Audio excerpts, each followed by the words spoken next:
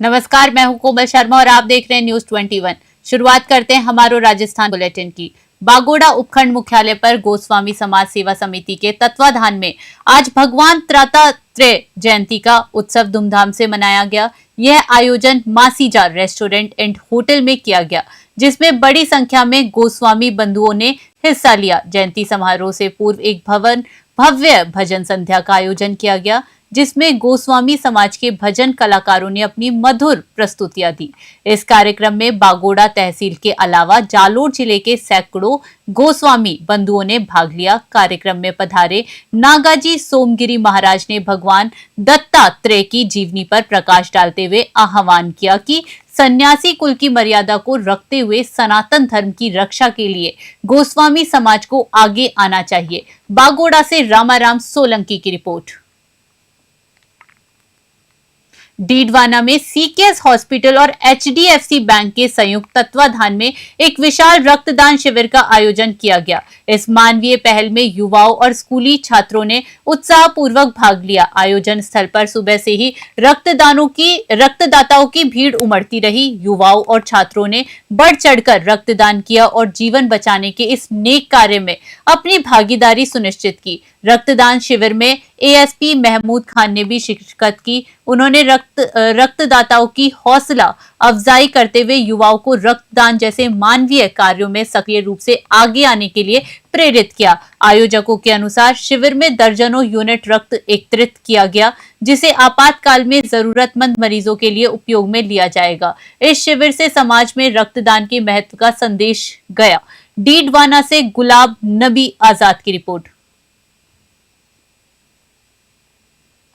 देश की आजादी के इतने वर्षों बाद भी आज के डिजिटल युग में पादरू के निकटवर्ती धूडिया मोती सिंह गांव के ग्रामीण इंटरनेट संचार सुविधा से वंचित है। संचार सेवा की यह कमी ग्रामीण क्षेत्र के सामाजिक विकास में बाधा बन रही है और ग्रामीणों के लिए कई तरह की बड़ी मुश्किलों का सबब बनी हुई है। धूडिया मोती सिंह गांव में आज भी मोबाइल नेटवर्क या इंटरनेट की सुविधा न होने के कारण आपातकालीन स्थितियों में ग्रामीणों की सांसें बढ़ जाती है। किसी भी संकट के समय लोगों के लिए मदद लेना मुश्किल हो जाता है। ग्रामीणों को संचार सेवा प्राप्त करने के लिए आज भी रेतीले धोरों, खरों या पेड़ों पर चढ़कर सहारा लेना पड़ता है और अक्सर ऊंचे स्थानों पर पहुंचने पर भी इंटरनेट संचार सुविधा उपलब्ध नहीं होती है। सरकारी कार्यालयों के कार्य, चिकित्सा सेवाएं, बैंकिंग सेवाएं और किसानों के बिजली बिल भरने जैसे कार्यों में बड़ी समस्याएं आ रही हैं। सरकारी स्कूलों में ऑनलाइन कार्य के दौरान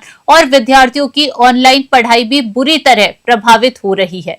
ग्रामीणों ने सरकार से ग्रामीण इलाकों में जल्द से जल्द संचार सेवा सुचारू करने और टेलीकॉम कंपनियों को अपनी सेवाओं का विस्तार करने के लिए प्रोत्साहित करने की मांग की है। पादरू से भगाराम की ग्राउंड रिपोर्ट। बोली में आज नगर पालिका ने अतिक्रमण पर सख्त कार्यवाही करते हुए जस्टाना रोड पर दिल्ली मुंबई एक्सप्रेस के साथ स्थित बेशकीमती भूमि पर किए गए स्थायी अतिक्रमण को हटा दिया है। नगर पालिका की टीम पुलिस बल के साथ मौके पर पहुंची और जेसीबी से अतिक्रमण हटाने की कार्यवाही शुरू की। किसी भी अप्रिय घटना से बचने के लिए नगर पालिका प्रशासन ने मौके पर भारी पुलिस बल तैनात किया। सुरक्षा के मद्देनजर 4 थानों बाटोदा, बामनवास, मित्रपुरा और बौली का जाब्ता बुलाया गया था। अधिशासी अधिकारी ब्रिजेश मीणा ने सख्त चेतावनी दी कि भविष्य में अतिक्रमणकारियों को बख्शा नहीं जाएगा तथा उनके खिलाफ सख्त कार्यवाही की जाएगी। बोली से दीपक गिरी की रिपोर्ट।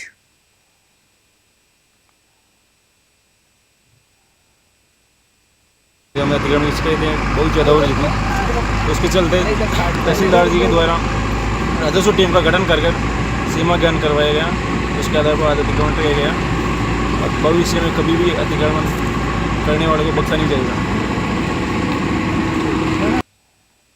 अगली खबर है जालोर से, जहां बाबा जय गुरुदेव महाराज के आध्यात्मिक उत्तराधिकारी परम पूज्य संत वक्त गुरु बाबा उमाकांत महाराज ने आज बिछावाड़ी आहोर मेन रोड स्थित बाबा उमाकांत महाराज आश्रम का भूमि पूजन और शिलान्यास किया। इस शुभ अवसर पर देश प्रदेश से आए भारी संख्या में भक्त उपस्थित रहे। वक्त गुरु महाराज ने अपने आशीर्वचन में कहा कि कहा कि चूंकि सभी भक्त एक ही स्थान पर नहीं आ सकते, इसलिए चारों दिशाओं में मंदिर स्थापित किए जा रहे हैं ताकि हर जीव तक गुरु की दया पहुंचे। गुरु महाराज ने नाम दौलत के महत्व को समझाते हुए कहा कि ये ऐसी दिव्य कृपा है जिसमें भक्त जहां भी मालामाल रहेंगे और शरीर छूटने के बाद भी मालामाल रहेंगे। उन्होंने उपस्थित भक्तों को आगामी अखंड साधना शिविर में मन को रोककर बैठने और लय होने का संदेश दिया ताकि उन पर और अधिक कृपा हो सके। उन्होंने विपत्ति में जय गुरुदेव नाम जप करने का उपदेश भी दिया, जिससे गुरु की दया से संकट अपना रास्ता बदल लेगा। जालोर से दाऊद खान की रिपोर्ट।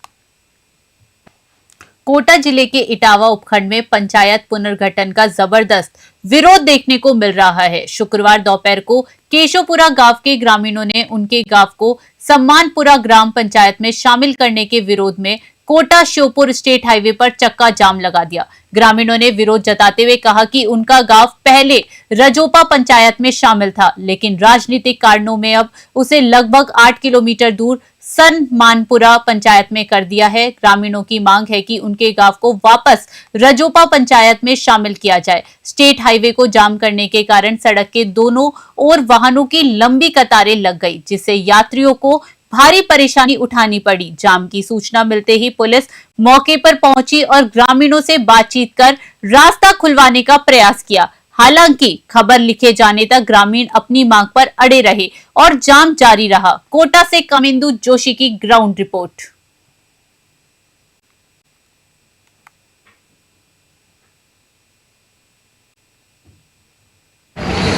सर, ये जो केशवपुरा वालों ने जाम लगाया था, तो आप आए, आपने किस हिसाब से? केशवपुरा को सम्मानपुरा पंचायत जो पुनर्गठित हुई है उसमें शामिल करने का विरोध कर रहे हैं लोग। ऑब्जेक्शन का टाइम था पहले, जो नियम था, गजट नोटिफिकेशन हो गया, उसके बाद भी लोग आपत्ति कर दे रहे हैं। तो हम इनकी जो समस्या है वो राज्य सरकार तक पहुंचा रहे हैं लिखित में। उस पर जो निर्णय है वो राज्य सरकार को करना है। तो ये रोड जाम क्योंकि लोगों की बहुत परेशानी हो रही थी, इसलिए इनको समझाए। इनके प्रतिनिधि आएंगे, 5 लोग हमारे पास आए, हम इनको पूरी प्रोसेस समझा देंगे। उसके बाद निर्णय राज्य सरकार को करना है। और जनता डेमोक्रेसी में है, ये लोग अपनी बातें पहुँचा सकते हैं। लेकिन ये जाम कैसे लगाया आपने भाई साहब? सर, जो पुनर्गठन में जो गलती की है इन लोगों ने, उसको देखते हुए लगाया। केशवपुरा आज़ादी के टाइम से ही रजोपा में जुड़ा हुआ था और वह हमारे लिए सरल पंचायत थी। क्यों? क्योंकि हमारा गांव 1.5 किलोमीटर दूर था, जो कि नवसर्जित पंचायत में सम्मानपुरा बनाया। सम्मानपुरा में हमको डाल दिया गया है। पूरी राजनीतिक व्यवस्था के कारण डाला गया है। ये हम लोगों को यहाँ पे लोगों को राशन लेने के लिए जाते हैं, कई लोग नरेगा में जाते हैं नाम लिखवाने, उन लोगों को सबसे ज़्यादा परेशानी आएगी। और परेशानी उन लोगों को ही नहीं, पूरे गांव को आएगी। 4 महीने बरसात रहती है, कच्चे रास्ते से होकर निकलना पड़ेगा। अगर मेन रोड से जाते हैं तो 12 किलोमीटर पड़ेगा, और अगर बाई लिंक कच्चे रोड से जाना पड़ेगा तो 9 किलोमीटर पड़ता है। गरीब परिवारों की सबसे ज़्यादा परेशानी। जॉबनेर स्थित श्रीकर्ण नरेंद्र कृषि महाविद्यालय में आज विश्व मृदा दिवस का भव्य और ज्ञानवर्धक आयोजन किया गया। इस वर्ष की थीम स्वस्थ शहरों के लिए स्वस्थ मृदा पर कार्यक्रम केंद्रित रहा। कार्यक्रम के मुख्य अतिथि विश्वविद्यालय के कुलगुरु प्रोफेसर डॉक्टर पुष्पेंद्र सिंह चौहान तथा विशिष्ट अतिथि विश्वविद्यालय के प्रथम एवं पूर्व कुलगुरु प्रोफेसर डॉक्टर NS राठौड़ रहे। कार्यक्रम की शुरुआत विश्वविद्यालय के कुलगीत से हुई। कार्यक्रम में वैज्ञानिकों द्वारा तैयार कृषि फोल्डर का विमोचन भी किया गया। मुख्य अतिथि कुलगुरु डॉक्टर पुष्पेंद्र सिंह चौहान ने घोषणा की कि कृषि महाविद्यालय किसानों के लिए बिना शुल्क मृदा परीक्षण सुविधा उपलब्ध कराएगा, जिससे पोषक तत्वों के संतुलित उपयोग में किसानों को सीधा लाभ मिलेगा। पूर्व कुलगुरु डॉक्टर राठौड़ ने बताया कि चीन और फ्रांस की तरह उच्च उत्पादकता पाने के लिए किसानों को आधुनिक तकनीकें अपनानी होंगी। कार्यक्रम का संचालन डॉक्टर प्रेरणा डोगरा ने किया और धन्यवाद ज्ञापन सहायक छात्र कल्याण निदेशक डॉक्टर गजानंद जाट द्वारा प्रस्तुत किया गया। कार्यक्रम में विश्वविद्यालय के डीन, निदेशक, विभाग अध्यक्ष तथा लगभग 150 किसान, कृषक, महिलाएं एवं छात्र छात्राओं ने भाग लिया। जॉबनेर से अजय सिंह की खास रिपोर्ट। नमस्कार, मैं सर्वप्रथम श्री कर्ण नरेंद्र एग्रीकल्चर यूनिवर्सिटी के कुलपति महोदय श्री पुष्पेंद्र सिंह जी चौहान साहब को, यहाँ के डायरेक्टर साहब को, यहाँ के डीन साहब को और सारे प्रोफेसर्स को, स्टूडेंट्स को, सबको बधाई देना चाहता हूँ कि उन्होंने आज एक बहुत अच्छा कार्यक्रम रखा। 5 दिसंबर जो कि पूरे विश्व में हम जो वर्ल्ड सॉइल डे मनाते हैं, विश्व मृदा दिवस जो हम सेलिब्रेट करते हैं, उसका हमारे जोबनेर कस्बे में इतना भव्य प्रोग्राम हुआ, जिसमें हमारे किसान भाइयों ने, महिलाओं ने, बहनों ने बहुत अच्छे संख्या में इसमें पार्टिसिपेट किया और उन्होंने काफ़ी अच्छा अपना अनुभव भी शेयर किए। और ये सर्वविदित है कि हमारी जो सॉइल है वो दिनों दिन कमज़ोर होती जा रही है। हमारी जो सॉइल है उसमें सही तरह के न्यूट्रिएंट्स नहीं पाए जा रहे हैं, क्योंकि ये धीरे धीरे जिस तरीके से हमने रासायनिक खाद का उपयोग में लिया है, इसके कारण हमारी ये सॉइल की दुर्दशा हुई है। मैं एक ऐसा शब्द का उपयोग कर रहा हूँ, ये एक वाकई में एक खतरनाक स्थिति है, हमें देखना है। यस, नमस्कार।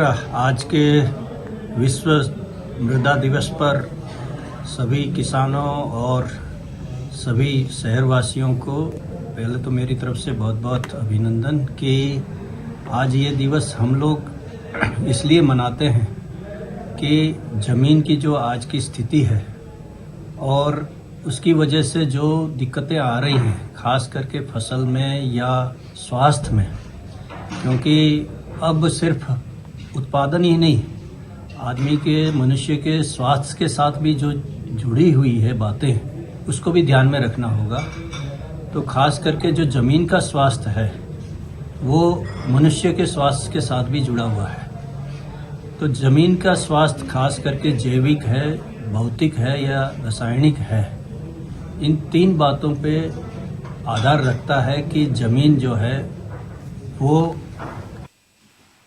पूर्व सहकारिता मंत्री उदयलाल आंजना द्वारा ज्ञापन दिए जाने के बाद निम्बाहेड़ा तहसील की ग्राम पंचायत बाड़ी में आज खाद की सप्लाई शुरू हो गई। खाद आने की सूचना मिलते ही किसानों में खुशी की लहर दौड़ गई। सुबह से ही ग्राम पंचायत बाड़ी में ग्रामीण खाद लेने के लिए लंबी कतारों में लग गए। किसानों के हाथों में खाता नकल और आधार कार्ड की फोटो देखने को मिली, जो खाद वितरण के लिए जरूरी दस्तावेज है। बाड़ी में सुबह 8 बजे चपलोथ ट्रेडर्स पर कृषि पर्यवेक्षक शैतान धाकड़ के निर्देशन में यूरिया के बैग का वितरण शुरू किया गया। किसानों को उनकी कृषि भूमि के अनुसार यूरिया के बैग दिए गए। हालांकि लाइन इतनी लंबी थी कि कुछ किसान खाद लेने से वंचित भी रह गए। किसानों ने उम्मीद जताई है कि अब नियमित रूप से खाद की सप्लाई बनी रहेगी। निम्बाहेड़ा से ब्यूरो रिपोर्ट।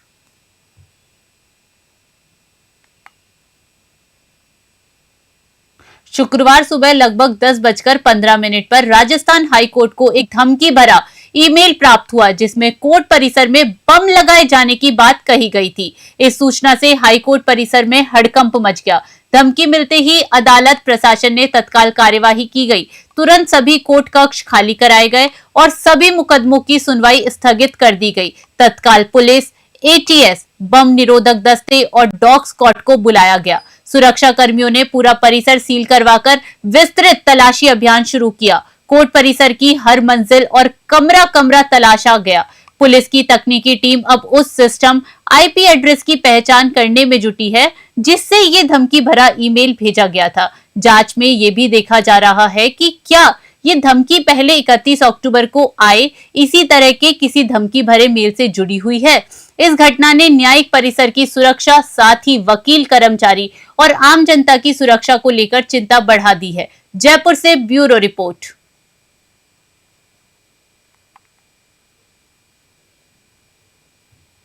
बानसूर में सुबह करीब 11:15 पर अलवर बाईपास के नजदीक एक जेसीबी मशीन पर अचानक हुए हमले से क्षेत्र में सनसनी फैल गई। हमले की वजह आपसी उधारी के पैसों को लेकर विवाद बताया जा रहा है। पीड़ित विजय चौधरी ने बताया कि उनकी जेसीबी मशीन ऑफिस के बाहर खड़ी थी, तभी करीब 3 व्यक्ति वहां पहुंचे और कुछ देर तक रेकी की। लगभग 5 मिनट बाद वे अन्य आरोपियों के साथ वापस लौटे और मिलकर जेसीबी मशीन पर पत्थरों से हमला कर दिया। अचानक हुए इस हमले से आसपास मौजूद लोगों में हड़कंप मच गया। पुलिस ने मामला दर्ज कर हमलावरों की तलाश शुरू कर दी है।